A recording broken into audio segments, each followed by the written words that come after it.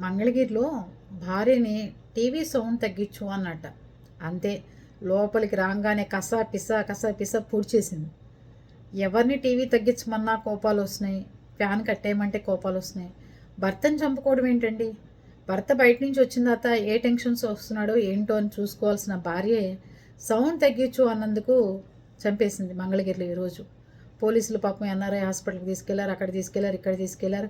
ఎక్కడ తీసుకెళ్ళినా భర్తలా చనిపోయాడు. ఎంత దారుణంగా పైశాచికంగా ఉన్నారు. ఏదైనా కత్తులు అవన్నీ దాచుకుని టీవీలు తగ్గించండి, పెంచండి అని చెప్పండి. ఎవరిని చంపేస్తారో తెలియని రోజులు వచ్చినాయి. ఏమంటారు? కొన్ని చావులు బాధ కలిగించవండి. ఇలా చచ్చిపోయాడు ఏంటో అనిపిస్తుంటుంది. సానుభూతి కూడా రాదు ఆ మనిషి మీద. ఎందుకంటే టీవీ సౌండ్ తగ్గించంటే తప్పే ఉంది. నవ్వానని ఎవరు సీరియస్గా తీసుకోకండి. టీవీ సౌండ్ తగ్గించమంటంలో ఏమన్నా తప్పు ఉందా అండి? చంపేయడం ఏంటండి అలా పొడిచి?